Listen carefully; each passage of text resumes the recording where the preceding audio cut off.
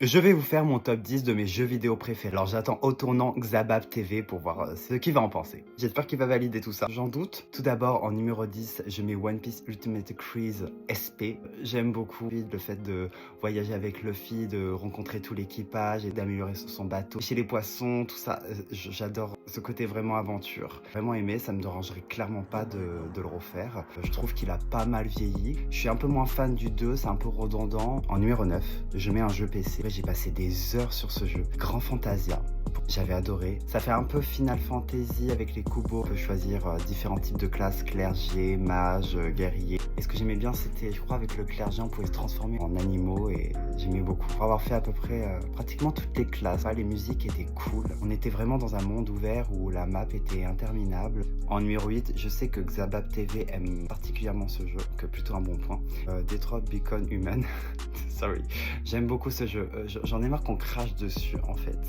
Parce qu'il est vraiment esthétiquement bien. En plus, c'est fait par le créateur de Beyond Two Souls et Heavy Rain, donc forcément, faut les attendre au tournant. Moi, j'ai vraiment aimé ce jeu. C'est pas la mort au diable, quoi. Je veux dire, il est vraiment bien. J'aimais bien l'histoire. J'étais ému. Après, je peux comprendre que c'est compliqué. L'histoire entre les robots qui dépassent les humains, tout ce concept-là, il y en a qui adhèrent pas. Là, ça peut montrer peut-être un futur assez proche. Et à la même place, Expédition 33, parce que c'est un banger. J'ai même pas besoin de parler, j'ai même pas besoin d'argumenter. Les musiques, tout y passe. Graphiquement, c'est une claque. Autant que Trump Become Human. En numéro 7, alors c'est un jeu trop sous-coté, c'est Every Sword. On incarne une guerrière aux cheveux rouges. Pour l'époque, c'était incroyable. Et enfin, on avait une héroïne. Il n'y avait pas beaucoup de jeux avec des héroïnes vraiment badass. C'est pas du Dead or Alive. On va être d'accord là-dessus.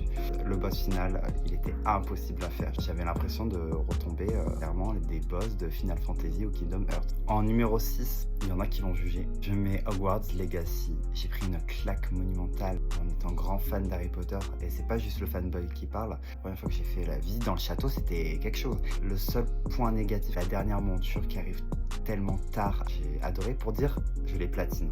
Oui, je l'ai refait 4 fois, je les platine. Ensuite, en numéro 5, je mets Kingdom Hearts 358 2 Days. Même s'il y a le 1, forcément, il reste dans le cœur. Finalement, non, parce que le gameplay était affreux dans le 1. Arrive et démerde-toi. Pour revenir à Kingdom Hearts 358 2 Days, j'aimais bien la petite scène du toit. On léchait des glaces et tout, avec Léa, je crois, le personnage. J'oublie à chaque fois les prénoms. Et mon monde préféré, je crois que ça restera Tranche Noël de Monsieur Jack. Le seul Kingdom Hearts que j'ai moins aimé, c'est celui où on a atterri à la 3DS. On approche du top 3, mais avant, numéro 4,